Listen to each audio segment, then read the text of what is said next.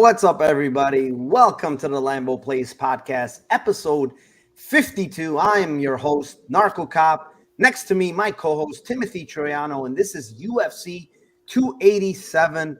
What is up, Timothy? Are you ready for this, I don't want to say banger of a card, but pretty good card?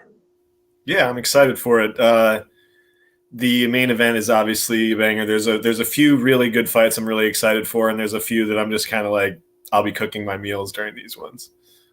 Yeah, I don't blame you for some of these, but yeah, it's a pretty good card overall. Not like a great card like some of these pay-per-views have been, but I mean, it's an okay card. Let me go over to chat. Shout out my chat per usual. And the first guy here is MMA Goulash. This is a wild main card. Definitely some Lambos to be had here. Always Lambos. That's the thing. Doesn't matter what the card is. Lambos are going to be there. MMA Probaholic. What is up, my friend? Ash Meyer says, good morning, gents, from Cape Town, South Africa, 3 a.m. Got my coffee and herbs ready for this one. Narco and Tim, great hosts, and looking forward to a great show. Respect. Thank you, my man. Thank you for staying up with us. Black M3, let's go. Saint Stephen, love this shit. What is up, Saint Stephen? Mushroom MMA, what is up, as well, is in the house. Joe Mama's house. I'm hungry for some cash. Let's eat. Ryan the Ripper, what's up, brother? Mr. D, what's going on? Philip in the house. Patrick, addicted to combat, my man. And with that being said, 32 of you already in here. Let's kick this one off, Tim. What do you say? Let's do it. All right. First fight of the night. It is in the strawweight division. It is the 7-5 Sam Hughes versus the newcomer to the 6-0 Jacqueline Amorim. What do you have here, Tim, for your Lambo play?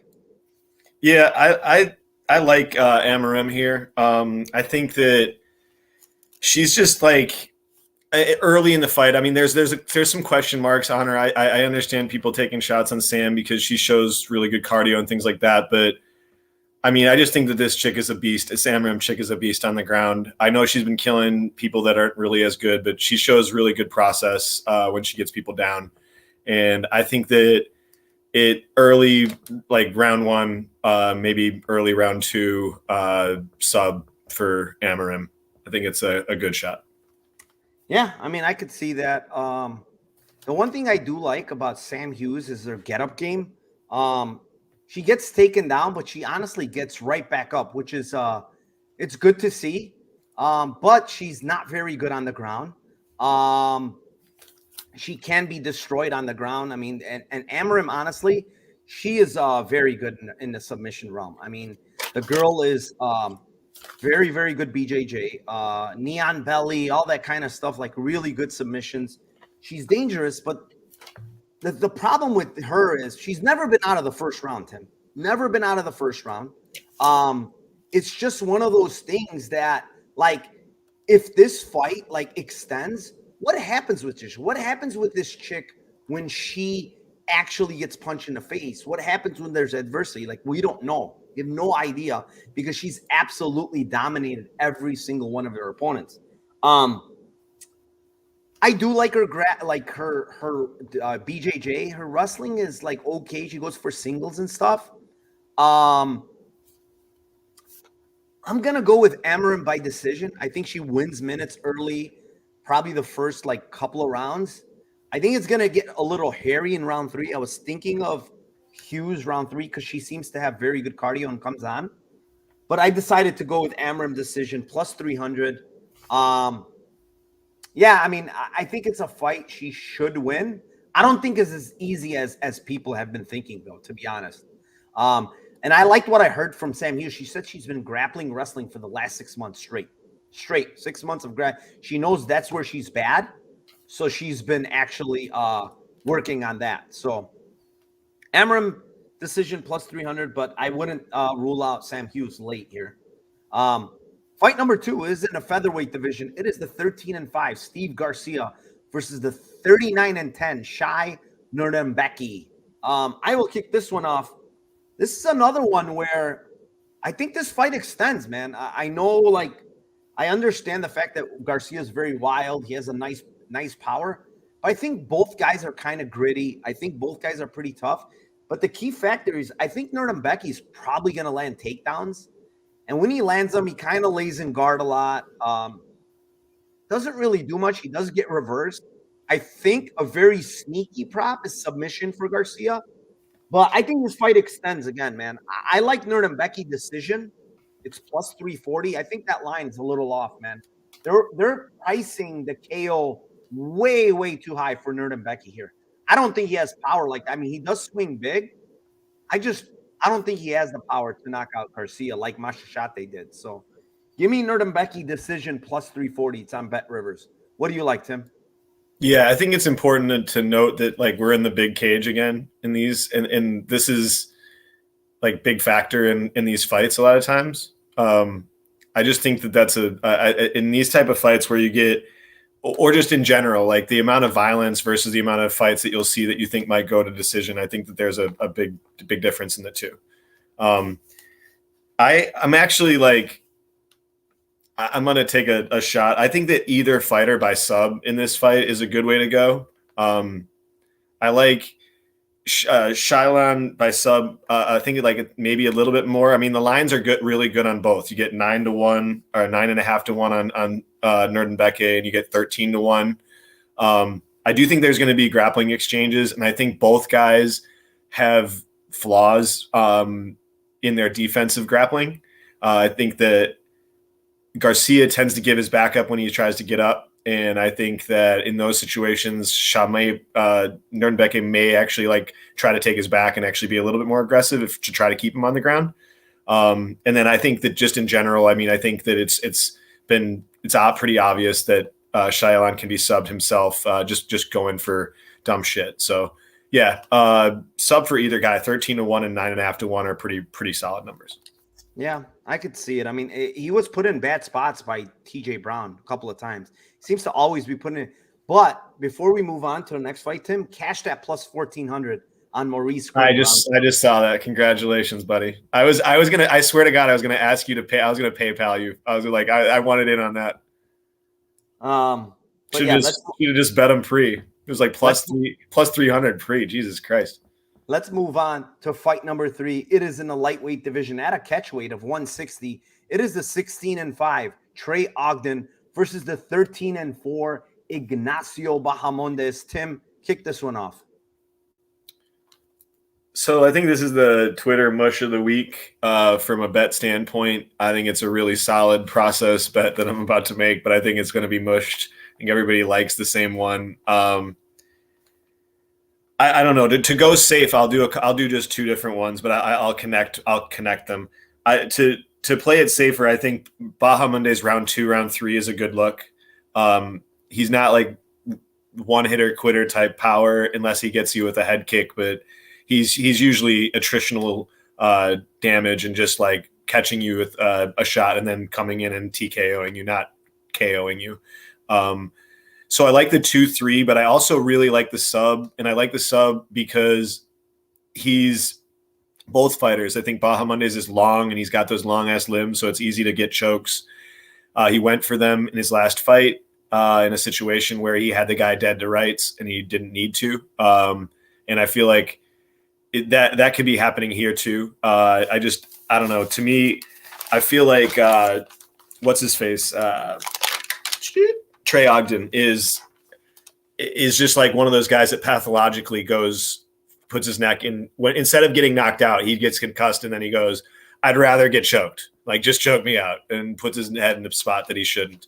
And he's done that against guys that aren't really that good. So I think in this situation, I think it's very likely that he could get bonked and then come in and put his neck there. Or I think it could even be like a trying to clinch and that Bahamondes is tall enough that he could actually like get a standing guillotine and actually like position or get out of position from that. So yeah, give me round 2, round 3 Bahamondes, and then the sub is 7-1. I think sub 2, sub 3 are astronomical numbers. So if you want to take those shots, go ahead. Yeah, I had 2 written down, and you said every single one of them. Damn it, Tim. I'm sorry, bud. I'll take this. I had round 2, round 3, but I'll take the submission prop plus 800. I think on FanDuel. Just because his front choke series is really good, and we saw Ogden get choked out 2 different times against Gifford, both by guillotine. And I do think this guy has pretty nasty guillotines and like those front, because he's so damn long. He has those long ass limbs that I think he can get it. Like he almost got it against what's that tall guy that he knocked out with the head kick? He almost got it there actually. Mm-hmm. And who is it? I can't think of who you're talking about, but I know Roosevelt exactly. Roberts. Roosevelt Roberts. He almost got it in that fight against Roosevelt Roberts. But Roberts happened to get out of it. But like he goes for them. Like when people shoot on him, he goes for those things. And you could see he has a Bravo choke against Zhu Rong last fight. And you could see him like using it in other fights. So submission plus 800. I like round 2, round 3 a lot. I think that's when it happens if he's to finish. He's an attritional guy. He just doesn't finish early unless he catches you like with a head kick, like you said, or something. But his power in his hands, I don't think there's a lot of power in his hands. And I think Ogden mentioned something that he's going to grapple here, which I think is good and bad because I think if he lands takedowns, okay, it's good. But I think Bahamondes' get-up game is pretty good. His sweeps are pretty good. He's very long. And the other thing is he's got way better cardio, in my opinion. And then this is the second weight cut for Ogden in 2 weeks, dude. 3 weeks, whatever you want to call it, right? 2 weight cuts in 3 weeks, bro. Like, it's his cardio is probably going to be compromised the later this fight goes. And the pressure that Bahamondes put and the volume, it's going to probably break him, man, later in this fight. So, yeah, round 2, round 3 submission. I mean, that's where I'm all around those type of plays on this fight. Moving on. Fight number 4 is in a flyweight division. I'm sorry, it's in the strawweight division. It's the 9-5-1 Cynthia Calvillo versus the 8-3 Lupita Godinez. I'm going a little different here. I'm going Godinez KO plus 900. I don't like. I've seen Calvillo in some of these spots. I just don't like how she looks when she gets punched, man. I don't like it. I understand she's dropping to 115 here. But like Andrea Lee looked like she kind of quit on the corner. She got knocked out bad against Andrade. She's also 35 years old. You know, she's pushing. She's going to be 36. It's kind of a weird move now to drop to 115. Like, does it compromise a little bit of her chin? And I think Lupita actually throws pretty hard. So Godinez KO plus 900. Maybe later in this fight, like maybe after grounding her, pounding her a little bit. The grappling is going to be close, though. I don't think Calvillo's good. She's a pretty good wrestler herself, so I don't know if it's going to be easy for Godinez, but KO is plus 900. That's what I'm going to go with. Yeah. I got a Loopy round 2, round 3, and I have Loopy by KO. I raised my eyebrows when you said that Calvillo kind of quit on the stool. She absolutely quit on the stool in that fight. 100% definition of quit on the stool in that fight. And to me, that's like an auto, like I just auto fade. I've felt pain from betting Loopy. I get it. Like against Hill, she didn't go for takedowns. She said that she had a hip injury or something like that. I don't know if that's true or not, whatever. I think that the fact that she almost got guillotined the first time that she went in for a takedown was more of the reason why she didn't. But in that fight against Hill, she rocked Hill in that fight. And I feel like Loopy was like I'm talking like 3-4 fights ago, before those fights that she went on like the run, she was known as like a striker. She wasn't known for like being a grapple fuck, like insane wrestler. Like she came into the UFC and they're like, oh, she's got good boxing and she's not going to, she's going to want to keep the fight on the feet. And then everybody saw what she started doing. And then like the narrative completely changed to, oh, she's not that really good on the feet and she's just going to grapple fuck people. And I just don't I don't agree with it. I think that she's still a good striker. I don't think she's a fantastic striker, but I think she's a better striker. She has better process. And I think that eventually, like you're saying, I think she's going to catch her a few times and connect on some punches that are at least equal to the level of Andrea Lee's power and just break her over time and get her to feel the same feeling of like, okay, if I don't get this fight to the ground, I just think anti-wrestle if you're Loopy and you don't need to take the fight to the ground and just keep it standing and then just have fun boxing with her. Yeah, I mean, I could see that. We'll see. I think, like you said, like I think I think this girl has a little bit quit in her Calvillo, and she's gonna turn 36, dude. Like there's a big age gap here, and she's dropping down now all of a sudden to 115. I don't know. Whenever you're dropping down at 36 years old, 35, whatever, to 115, I think it's a red flag. I don't know what you want to call it, but what is she trying to get a resurgence at 115 now? I don't think so. Moving on to the heavyweight division. It is the 8-1 Carl Williams versus the 16-11 Chase Sherman. Tim, kick it off. God, I hate this fight. I want to pass on this fight so badly, Mike. I don't want to bet this fight. I don't want to talk about it. You know what? I was going to say I have something written down, but I actually I'll go a different route on this. I don't know what the lines are on it. I had written down KO3 or KO2 for Sherman. And I don't it's not that I hate them, or it's not like I don't like them. I think they're really good lines, and I think it's something that's very viable for him. So I'll go with those. But I also don't hate fight ends in round 2 or fight ends in round 3, just to cover both bases on it. Man, if he can't finish Sherman in this fight on the ground, kick him out of the UFC. I don't know. You can't get much worse on the ground than this guy. But at the same time, it's he just had one of the worst guys in the UFC in Bresky in the exact same positions and didn't do anything. Did absolute fuck all. And we all had round 2, round 3 tickets in that one. And we're just so angry because all he had to do was put a hooks. It's not basic purple belt shit in jiu-jitsu. And he sinks hooks in, and he either gets a ground and pound finish or he takes the neck. So hopefully, I don't think. And the problem is also with the violence on. It's okay, he is coming in on extraordinarily short notice. So is he going to go for the kill? Most likely, probably not. He's probably just going to lay and pray and do fuck all again. So I don't know. I like. Ends round 2, ends round 3, but I really think KO2, KO3 for Sherman is live if he doesn't get taken down and crushed, which is pretty much, it's definitely viable. It just depends on how, depends on what he does on the ground. Yeah. It's everything you said is pretty much true, but I have a bet on Sherman. And I held my nose and bet Sherman at plus 385. I'm not happy betting Sherman at plus 385, and the line's gone down now. But this guy's a gasser, man. Carl Williams gets tired in almost all his fights, right? He's grapple heavy. He's got very good wrestling. I'll give him that. Very, very good wrestling. But you mentioned something he doesn't know how to put hooks in when he has them very easily. All he does is control. He doesn't land any strikes. The other thing is Sherman's probably the biggest guy he's ever faced, right? Because this guy's coming up from 205 as far as height and weight. And to be honest, he was minus 270 against Bresky. I would happily take Sherman against Bresky at even money.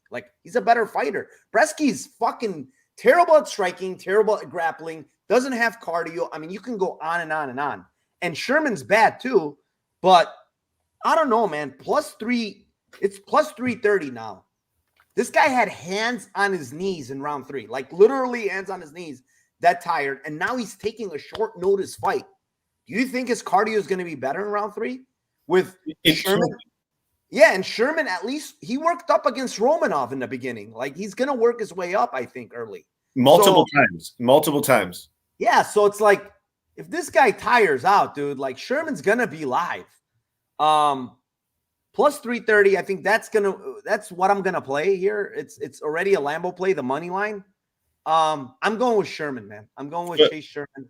I like Felipe's point here. Sherman decision plus 950 is a sneaky play too, because what you're saying, here's the thing, if Sherman does just at the end of it, in round 2 starts having success, hitting him, but mainly tries to just stay at range, really defensively sound to not let him get takedowns as he's really slowing down.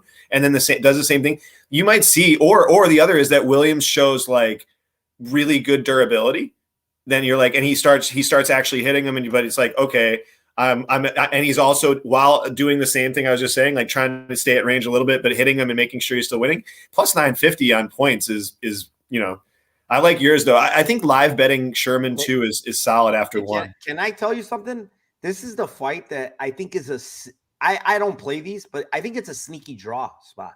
100%. Williams wins the first 2 rounds and absolutely gets gassed, and Sherman somehow 10-8s him, but he doesn't finish because he's also gassed. Yep. Or Sherman, I don't know what Sherman round 3 is. That's probably astronomical too. But yeah. Yeah, KO3 is like KO3 is like ridiculous. 5,000 or something. Yeah. 3,800 or something. I'm gonna go with Sherman here. I don't know. This guy Williams being this big of a favorite is very iffy to me. What is up, Uncle Wheezy's in the house? Joe Bain Avicius says, new to the show. Great work, boys. Thank you, my brother. Thank you for joining us. Yeah. Let's move on here. 91 of you already in here. Thank you very much. Fight number 6 is in the middleweight division. 35-15, Gerald Meerschaert versus the 10-2, Joe Pyfer. I love Pyfer in this spot, man. Give me Joe Pyfer, round 1, plus 290. It's right there, Tim, right next to the Lambo play threshold. It's literally this far away. Maybe we'll drop down to like a Ferrari for this one. It's a used Lambo.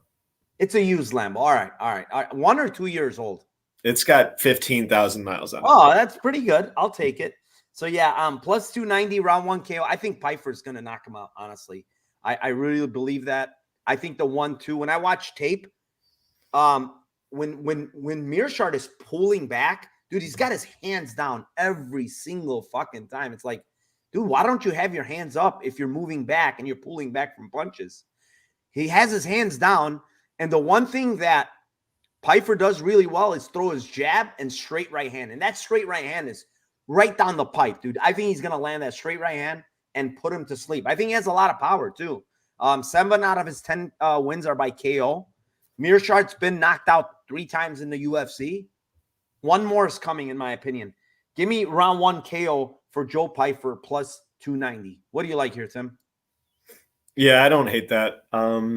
I also don't hate him like round 2 as well. He doesn't always like go insta. He's been way more aggressive for his striking the last couple fights, I think. But I've seen him be patient before and then just wait for the right hand. But he's looking for the right hand. But I just, dude, I see GM3 at dog odds, and I see GM3 as sub 2-3 at like good lines, and it's just like an auto bet. It's just a must auto bet. He's like GM3's defense. I get it. Like he's slow as shit, and he's been knocked out by guys. But he's also like outstruck like Bruno Silva. Like he did. Like he's getting. But Bruno Silva's striking is sloppy, man. Joe Pyfer's striking, to me, he outstruck Muradov after taking like everything that he threw the kitchen sink at him. Like that's what I'm saying. Like he can't be chinny and take the beatdowns that he took from Silva and Muradov, and then come back in those fights. He's a guy that comes back in 3 and takes beatdowns. And like just because he got knocked out a couple times and guys connected on him, I'm like, I agree, he's hittable and he's slow as shit, but he does have the dog in him, and like that's what we need against Pyfer to stay in the round 2 and get to round 3 and like be able to connect on like Club and Sub podcast is saying like the Gilly season. Like I just think that you've also for Pyfer, he's been subbed by he's been gillied by a dude that just aren't good, or by a dude that is just not good. I forgot who it was, but it's just. Yeah, I just think that's you're going straight into the wheelhouse with a guy that's been in their 50 fights, and he's got 4 times as many wins by sub than you have wins. Like, I don't know. That has to add up. But do you think, like, here's my issue with that. Like, I don't think if Pyfer doesn't initiate grappling, which would be stupid of him, I don't think Meerschaert's going to be able to take him down. That's the thing with me. Like, if Pyfer initiates grappling, then I think your sub prop is very, very live, in my opinion. But, first, though, I don't think to counter that, I don't think that he's I don't think that he's gonna not grapple. I don't know that I don't know that he's not gonna try to grapple him. I don't disagree that he's probably gonna KO him, but I just don't think that he's not gonna be an idiot. Like, I just think that that's definitely in the range of possibility. And I also think that everybody that fights GM3 in these situations, when it's not him like taking them down, and like it's him like connecting with on the feet and then tiring them out, and then when they get tired, they panic shoot, or he gets them in a position that he can then take them down. Like, it's not like great wrestling from him or great takedowns that he does. It's usually them initiating the clinch, or them initiating because he's fucking them up. It's like striking, like he's outlasted them, and then he's like, his body kicks are good to sap people's juice. Like, there's a lot of like things that he does that attritionally tires fighters out, and he does the Homer Simpson. So like, hopefully, like, I hope he does it again. Yeah, I mean, I could see him. I mean, the guy is always live later in fights for sure, because he gets these fights to the ground and fish him. But I mean, like for instance, look at the Stoltzfus fight, man. He's absolutely getting fucked the whole fight, and then pulls it out of his ass, and that's a terrible look to me. And the guy's a little older now. I just think like Pyfer, like, to me, when Pyfer is throwing, like, it's like Muradov is a good striker. Don't get me wrong, but he loops a lot of his punches. Pyfer is a lot more straighter with his punches, and I think he's a lot more technical. He's tighter, man. I just think his striking is tighter. And I think that the difference is, I think if he hurts GM3, I think he finishes him. That's my opinion. I just like the way he keeps his punches tighter, and I think he's a much better finisher than like Muradov, for instance, like when he got him hurt. Because Muradov just threw the kitchen sink and gassed himself out completely. And then, obviously took a beating from Meerschaert after that. So we'll see. I mean, there's a lot of people on the Meerschaert side. I don't blame him. I mean, the guy's been a cash cow against being a dog against a lot of people. So let's move on. Fight number 7. It is in the strawweight division. It is the 18-10 Michelle Waterson Gomez versus the 10-1 Luana Pinheiro. Kick this one off, Tim. I kind of lean two different ones on this one, but I'll save the second one because I think you might be actually on that one. I have a feeling. I just think this fight's like going to go one of a couple different ways. Like, round early success, more Pinheiro, and as the fight goes on, I think Karate Hottie's workout regimen, which includes the same workouts that Holly Holm does, which is just incredible stuff. These workouts that they're doing, their abs have abs now, and it's pretty insane. So I think as the fight gets going, I think Karate Hottie starts to have success. I also think that she's got some grappling. I think she's being underrated grappling wise in this fight, that she doesn't have like the ability to wrestle Pinheiro. I think she does. Also at range, she's not that easy to get in on and really hit very hard because she's the Karate Hottie. So she's kind of darting in and out with kicks and shit. So yeah, I like the first, yeah, I'll let you do yours, but I like end split. And then I like Karate Hottie by split, but end split is fine, and 8-1 on Hottie by split is good to beat. But I think there's another way that this fight could go too, but I'll let you go. No, I mean, my play is I have a play on Pinheiro by KO, and it's a pretty big line. So I got 1250 or whatever. I think she hits very hard. But the problem with her is she gasses, right? She gasses pretty bad. Especially in like a Marcos fight, like that was a complete acting job. She was dead tired. She did look a little bit better against Sam Hughes, but again, last 2.5 minutes of the third round, she slowed bad. And she dominated like the first half. Like, she dropped Sam Hughes in the first round. Like, she has power, legit power. Karate Hottie's getting older. Yeah, she's hard to get her out of there because she's tough as nails. I do agree with you. Like, grappling, she can have success with the grappling. Pinheiro is a black belt. Like, she is a judo black belt as well. I think she's pretty versed on the ground. I think this fight is close. And I agree with you. I think split decision here. It's plus 400. Either way. I think that's the way to go here. I think this fight's gonna play close. I think it's early Pinheiro, in my opinion. Later, as the fight goes on, it's going to be Waterson. You know, if you want to take a shot on Waterson, I have a bet on her round 3. It could happen. I mean, if she grapples, if Waterson's smart, I think she initiates grappling right away and fucking tire this girl out, because Waterson can go 5 rounds. We know that. Tire this girl out, and if she does that, then round 3 is super live.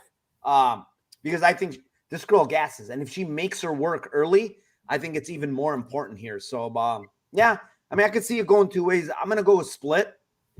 It's plus 400, like I said, either way, either fighter. Like I said, early, I favor Pinheiro. Later, I favor Waterson. So we'll see. Moving on, fight number 8. It is in the middleweight division. It is the 17-8 Kevin Gastelum versus the 30-9 Chris Curtis. Let's go back-to-back, Tim. I like split decision here also. Plus 425. It's just, this fight honestly screams split decision to me. It's moments over volume all day long here. Power versus volume all day long here.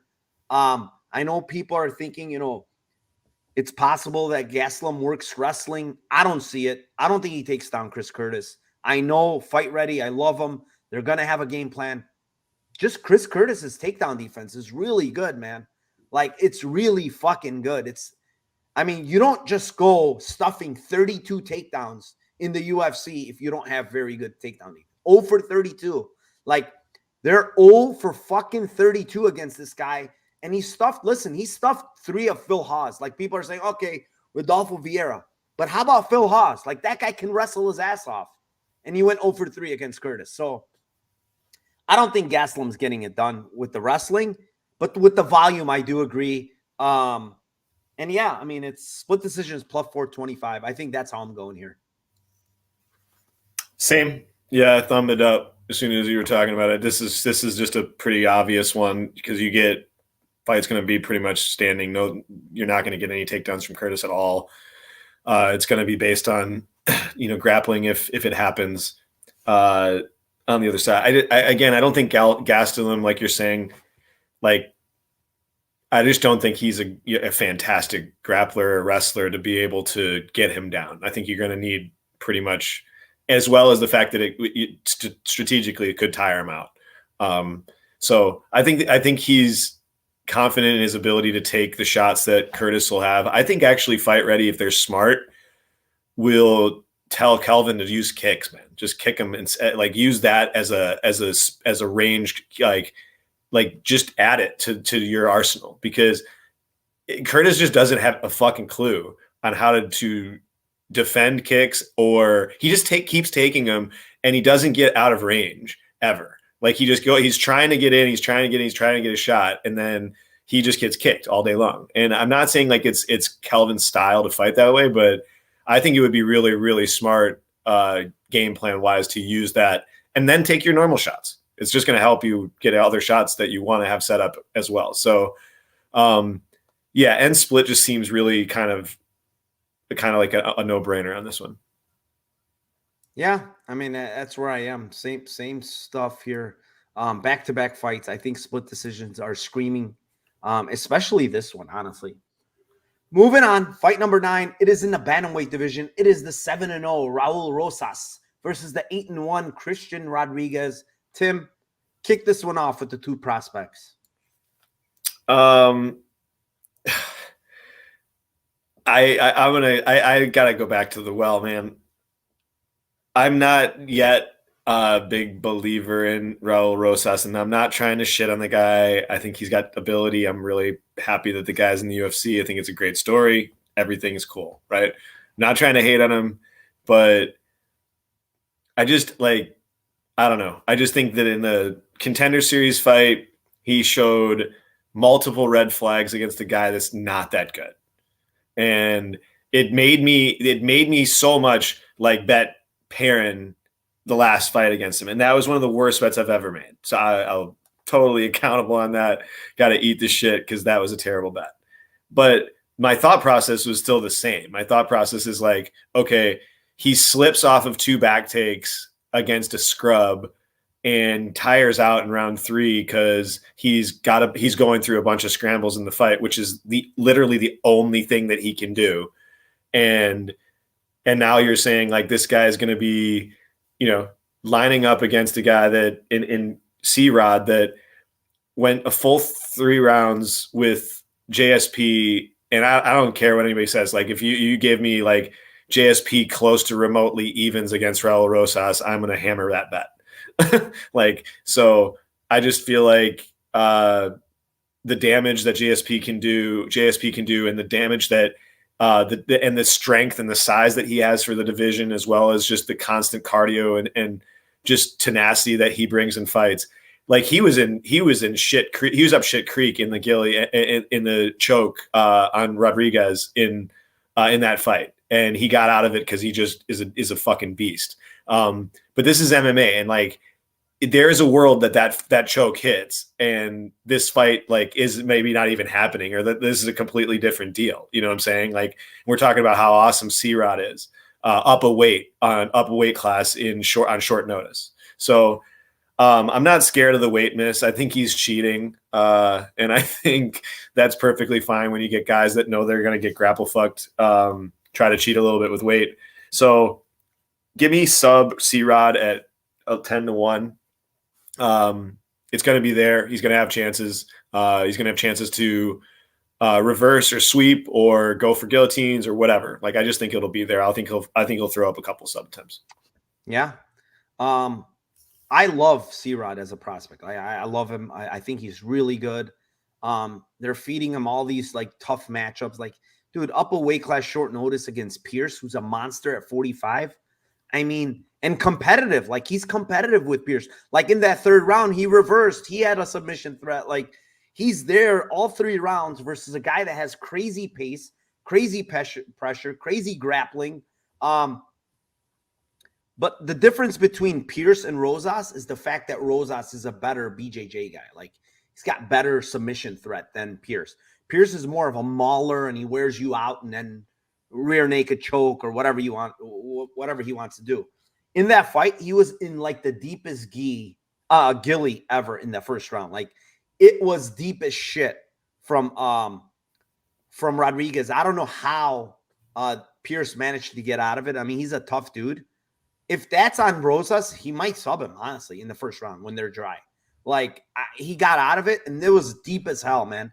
And Rodriguez, when I looked at his, like, interviews, stuff like that, people talking about him, they say he has a really, really nasty guillotine, even in training. Like, it's just nasty. When he gets it on you, people are tapping out almost all the time.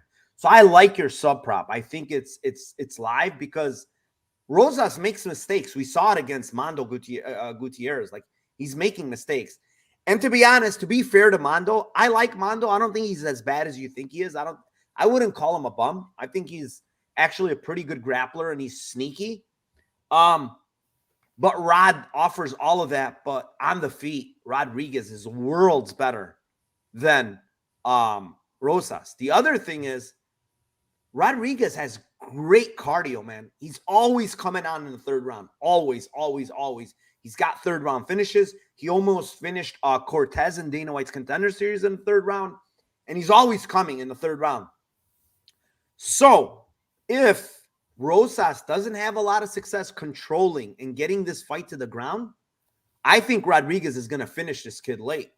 And round 2, round 3 is 1,600 and 2,200. I'm telling you guys, if this fight extends, he's going to get this kid out of there late.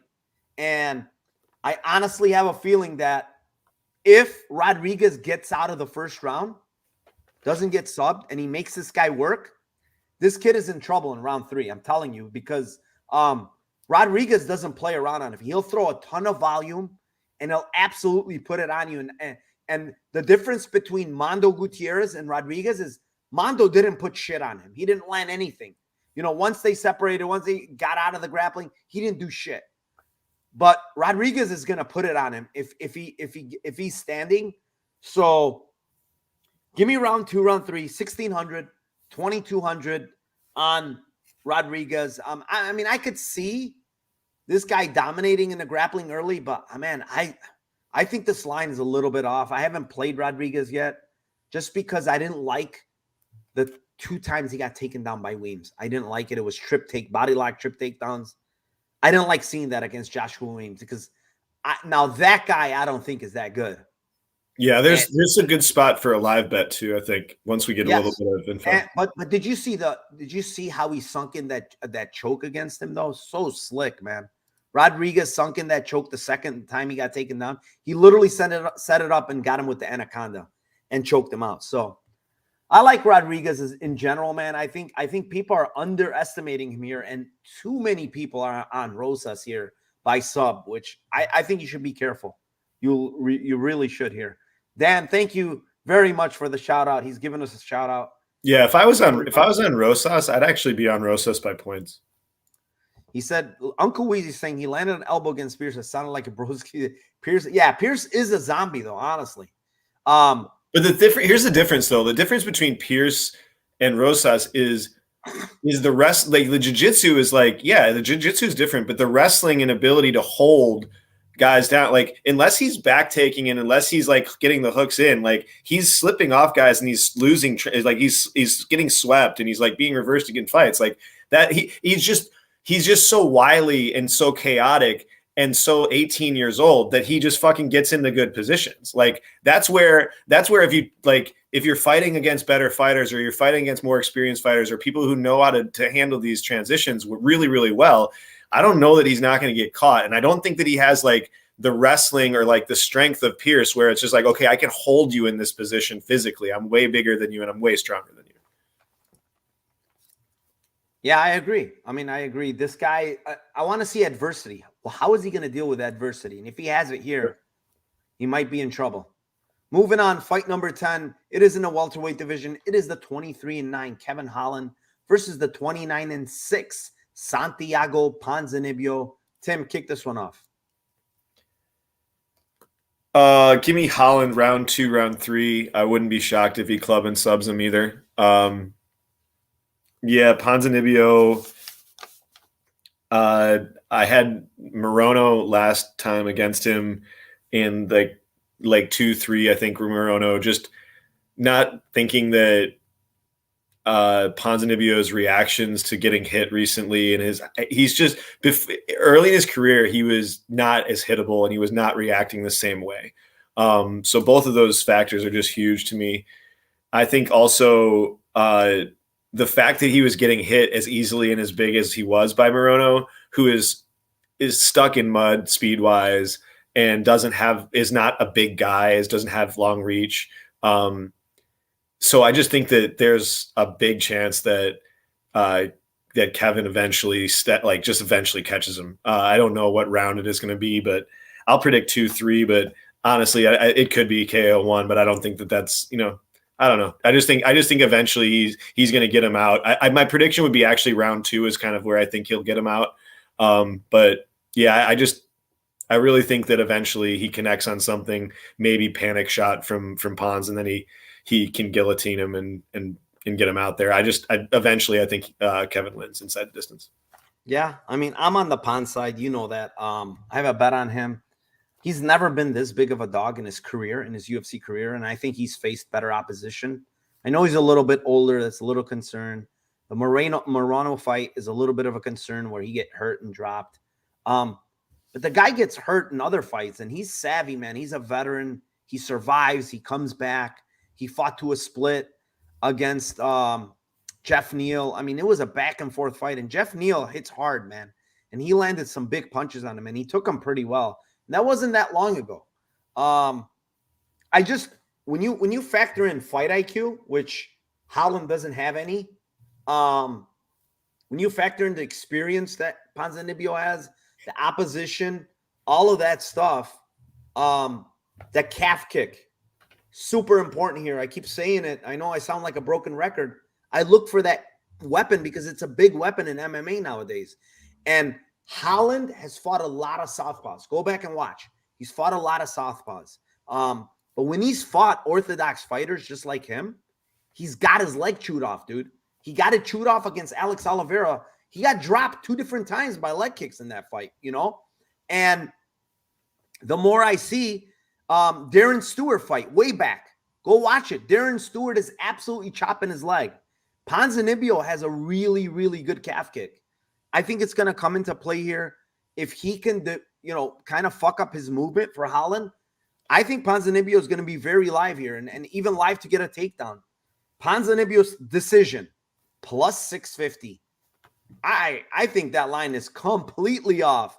Like his money line's plus 210. Like, is he gonna knock out? Like, I don't think he knocks out. Holland's a tough dude to get out of there, man. Did you see the ass whipping he took from Thompson before the fight was stopped? Like, he's a tough dude to get out of there. And I think this fight probably goes to decision. And if it does, it's gonna be extremely close. I like Ponzinibbio decision plus 650 here. What is his split? I wonder what his split is, because that's got to be really fucking good. It's got to be 20 something. His split, I'll tell you right now. I'm on like 19 or 20, probably guessing. How much? I'm guessing like 20 or 18 to 20. It is 2,000. Yep. Holland is 1,100. So I think this fight is going to play close, man. I don't think it's as cut and dry as people think it is. Because that's so live too. Like if it does go to decision, and because like you're saying, like, dude, Holland is 4-5 in decisions and Ponzinibbio is 7-3 in decisions, which is a huge factor of what you're talking about. Like if the fight does go, Holland fights dumb as shit and goes for moments, Pons is probably going to have more of the minutes and has the grappling edge if he takes it. And like you're saying, like if this goes, it just easily could be a split, type of situation. I like that actually. Are you going to be comfortable with Holland when you hear it's going to decision? I don't think so. That's the thing. I mean, the guy throws a bunch of punches and bunch of volume. Yeah, I'm not parlaying him. I just think that's think that the idea, my whole basis of it is based on the athleticism and the speed and the reach difference. I just think eventually it's going to catch up. But like if your path hits, like the line of what you're saying, it just doesn't make sense. Like it's like I don't agree. There's some people that are talking in the chat, like they're saying that like Holland's a quitter. Like I don't agree with that. Like I don't agree with that at all. Like I think that he does fight for your money. He fights for your money. Like he'll take damage, but he's stupid. That dude is not a quitter. He's dumb as hell. I don't think he quits. I just think he's just stupid as shit. He's been finished mostly by submissions. He's not. I mean, outside of this fight to Stephen Thompson, I don't think he's ever been stopped by KO before. That's his first time in 30-some fights. Like, is Ponzinibbio going to submit him? No. Is Ponzinibbio going to knock him out? I don't think so. So why is fucking decision so much bigger than KO? I think those lines should be reversed, to be honest. And they have them wrong. Do you like Aspen Ladd in PFL ITD? Just curious. No, I didn't play it. I didn't play it. No. Moving on, fight number 11. It is in the bantamweight division. It is the 19-6 Rob Font versus the 16-3 Adrian Yanez, and I will kick this one off.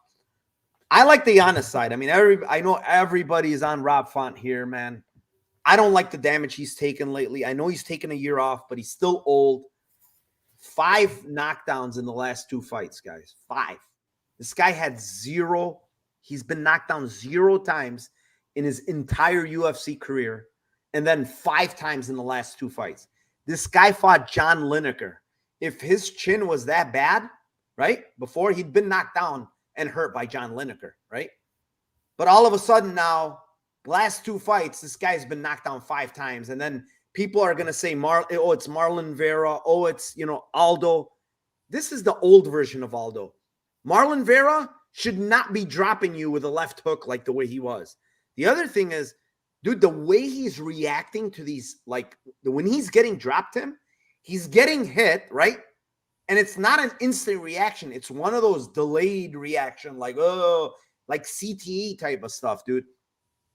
I think this guy is fucking toast, man. His brain is not good. And Yanez hits extremely hard. He's a good counter puncher. He's got a very good left hook. And Font, he's got a great jab, and he can work it because we saw it against Costa. Costa landed that jab. And Also in that fight against Costa and who's the other guy that he fought close to? Grant, right? The difference between those guys, in my opinion, than Font is that their kicking game is like so awkward and weird, and they're long. Like Grant is throwing all types of weird kicks. Costa throws all types of crazy kicks, and he's long. Font doesn't really do that much. He's mostly a boxer. That, to me, fits right into the wheelhouse of Yanez. Like, Yanez wants a boxer in front of him because he's a very good boxer himself. And the main point in this fight is, one, the power, two, the durability. I think Yanez is durable as shit, and Yanez has a lot more power. I think he's going to get a knockout. Round 2, round 3 is where it's going to happen. It's 750 and 1,300. Give me Adrian Yanez by KO, round 2, round 3. What do you have here, Tim? Yeah, part of my brain thinks that that's the way that the fight goes on at the beginning. Like, I should actually say the beginning of the week. I was pretty much thinking exactly that. I still think that there's a very, very viable path for this fight. I also think that I think that Font is, even though he's been knocked down 5 times, like you're saying, I think the other side of the argument is that he wasn't finished in both of those fights, as well as that he fought 4 months after the Aldo fight when he had a broken orbital, and then he fought Chito Vera after that, and that's just not a smart decision. So he's taken a full year off. So I feel like for a guy that's never been knocked out, to have a KO prop on the other side be at plus 170 is like, dude, this guy's got to be like hands of steel, like just what's going on here, right?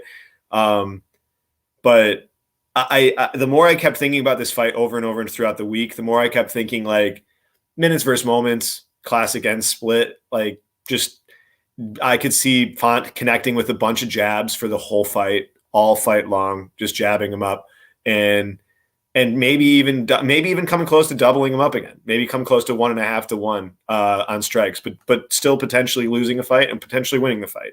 So 6 to 1 on ends by split and 11 to 1 on either guy seems pretty good to me. Both have shown both have shown durability, and both have shown they stylistically fight a certain way. I think if there's grappling upside, I think it's on Font from a wrestling standpoint. But yeah, just give me end split plus 600. I think it's a good line.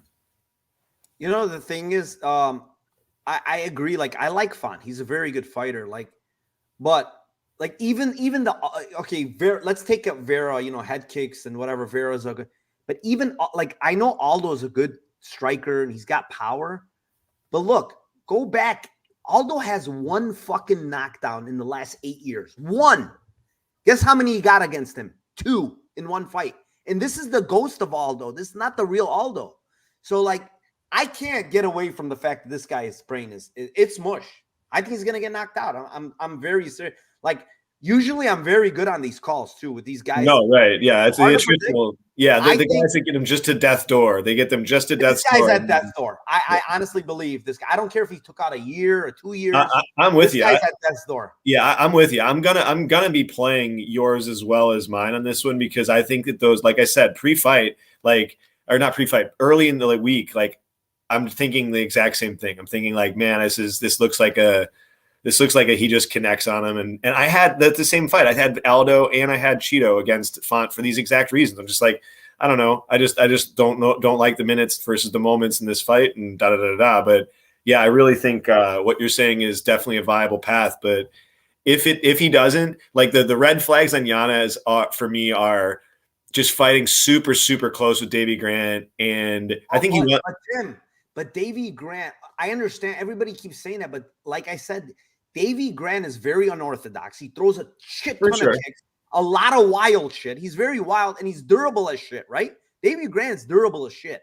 The first round for Costa 2 is another one though. That one.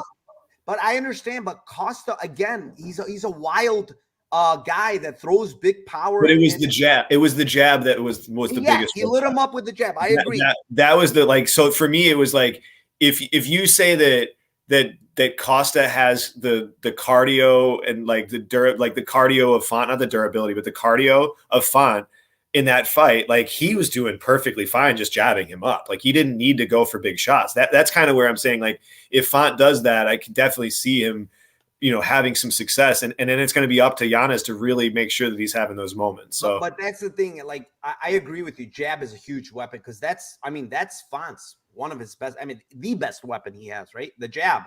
And it could happen where he jabs him up, but I just don't see Font, running away for 50. Like, he gets hit in every fucking fight. Like, a guy is a brawler too. Like, he likes to trade with people, and he's going to trade with Yanez. And that's where the issue is going to come. Like, Yanez is not going to, we saw him get jabbed the fuck up and destroyed by Costa, but he still kept coming forward and throwing, right? He didn't get discouraged, which I like to see.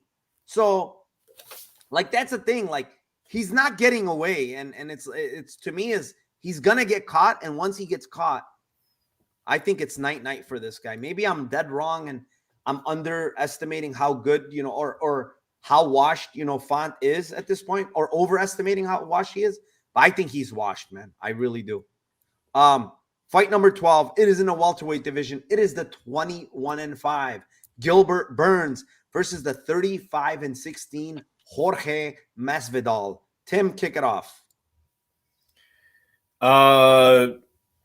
Jesus, I think this is like one of those fights where I think Burns is either going to grind him out and win a decision, or I think he's going to sub him. I think he's probably, I lean that he's going to sub him, just barely. Not super confident in the lean. I don't mind the sub 2, sub 3 lines. I don't think that Masvidal is easy to grapple or easy to submit, obviously. He had Damian Maia on his back for a while and held strong. But the difference, in my opinion, on Maia and Burns when they're on the ground in those positions is that Burns is going to throw way more ground and pound, and he's going to do more damage. Same thing with Colby Covington against Masvidal.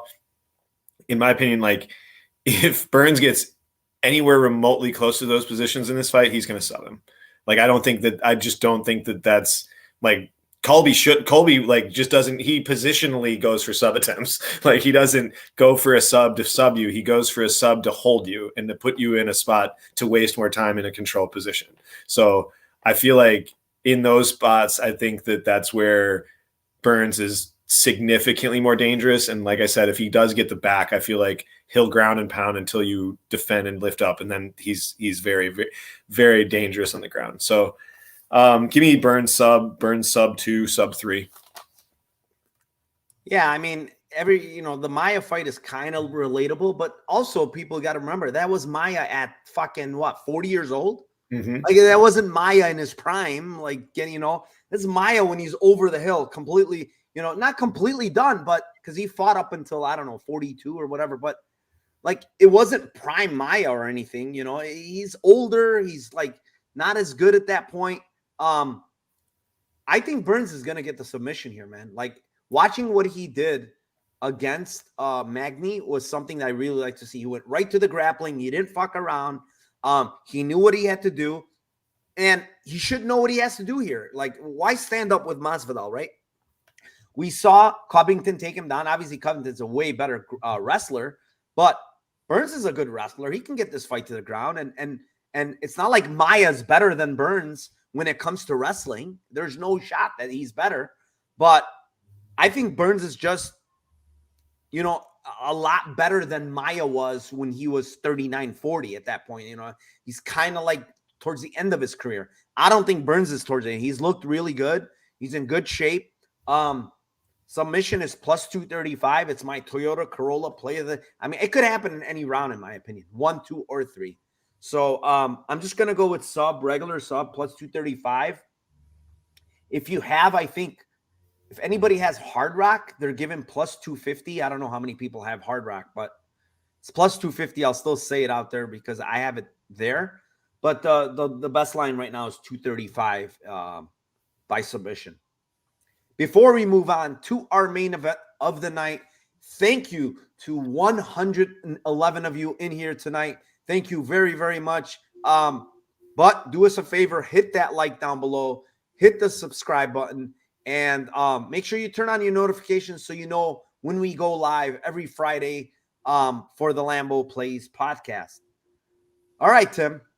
Now is the big one. Fight number 4 between the champion and the ex-champion. It is in the middleweight division. It is the 7-1 Alex Pereira versus the 23-2 Israel Adesanya. Man, I don't know where the fuck to go here on this fight, man. I've been back and forth. I'm thinking Izzy. I'm thinking the other side. Oh, he's going to catch him again. Oh, this and that. You know what I did? I actually watched the last fight twice. I literally watched it twice. I'm trying to see, like, Izzy hurts him, right? End of round 1. He probably finishes him if it's like, another 20 seconds, right? Because he's very wobbled. 10. But the shot that he landed on him was behind the ear. It was literally right behind the ear. Perfect shot, equilibrium.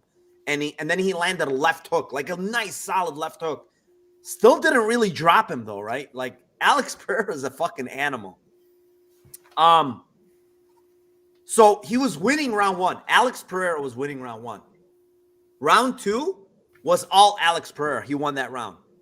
Round 3, I believe, was the round that Izzy grappled, right? He grapple fucked him for that round. So he won that round. Round 4, to me, was extremely close round. It wasn't like a washout round for Izzy. He was holding him up against the cage, trying to work the grappling, but it was really close round 4. Round 5, obviously, Pereira was winning that round prior to getting the KO. So what am I getting at here? I'm getting to the fact that this fight is still close if this fight goes to decision. Split decision, I think it's, 600 either way? Yep.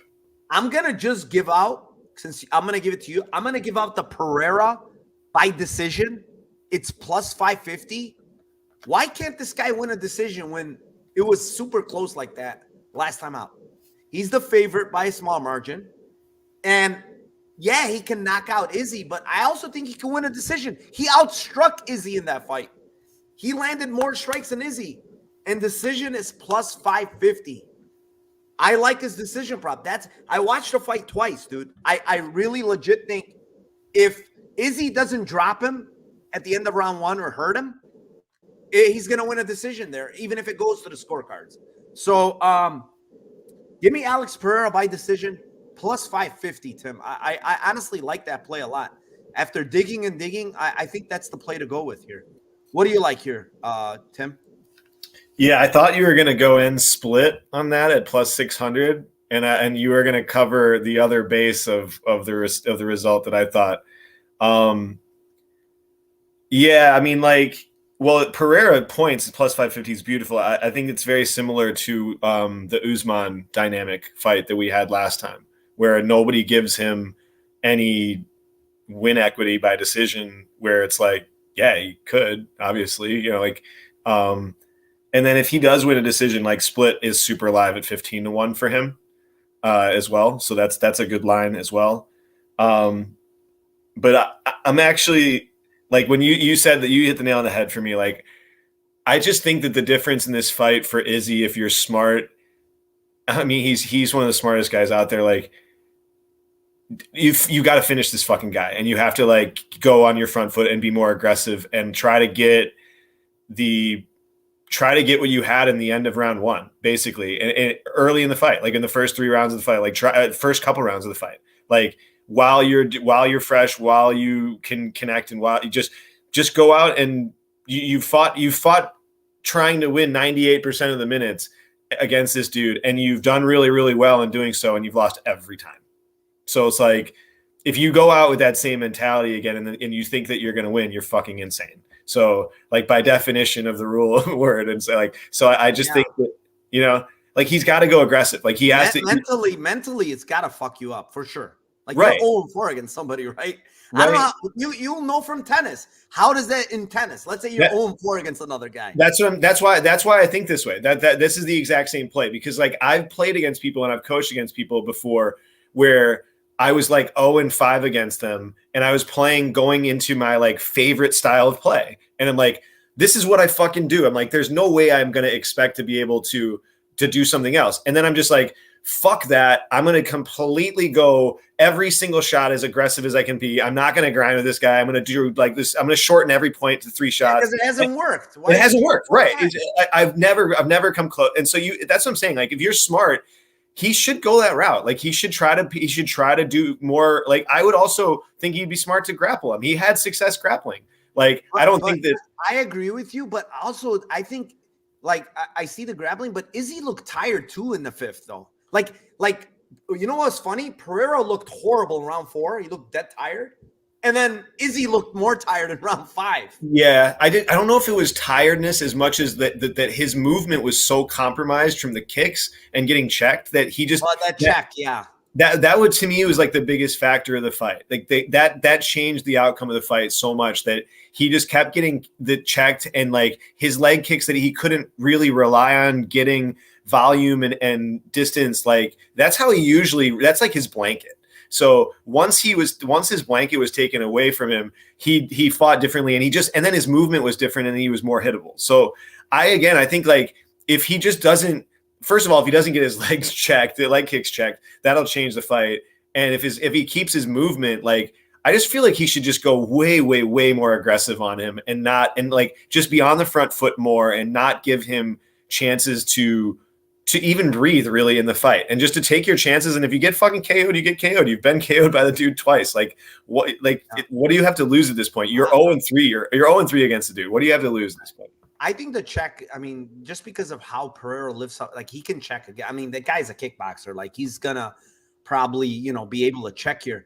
Shout out to Club and Sub Podcast, guys. Go subscribe to their YouTube channel. Great guys. Danny Lags, John, my boy John.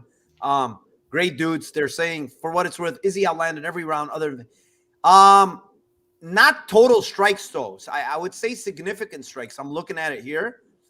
First round was tied, significant strikes, but more strikes were landed by Pereira, and then he landed more in the 2nd, the 4th, and the 5th. Pereira outlanded him total strikes. So significant strikes, it was 3-1 and 1 was tied, but overall total strikes, he outlanded him. So I don't know. Yeah, I do think 550 is great, though. Just favor Izzy. Yeah, I mean, Izzy should win minutes, but again, this is a type of fight that me and Tim always talk about. It's going to be volume over moments. I think, maybe the volume is slightly on Adesanya's side, but obviously the power shots, the moment should be coming from Pereira.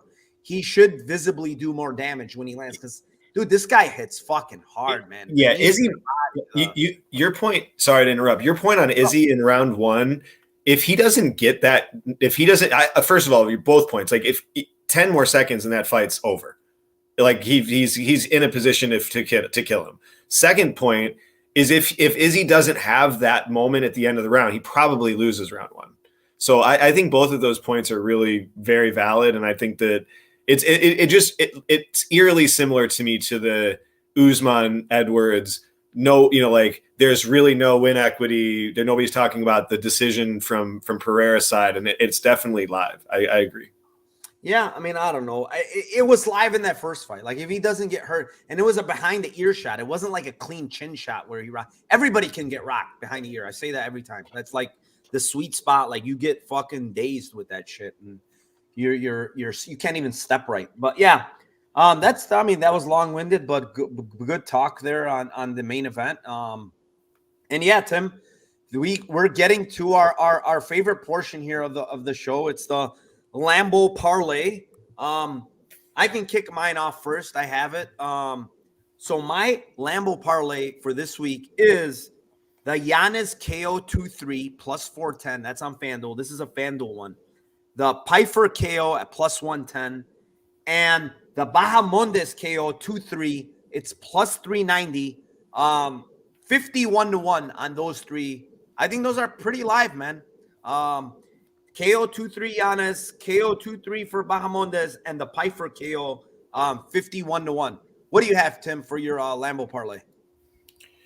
I have Shyalon by sub, Bahamondes by sub, 59-1.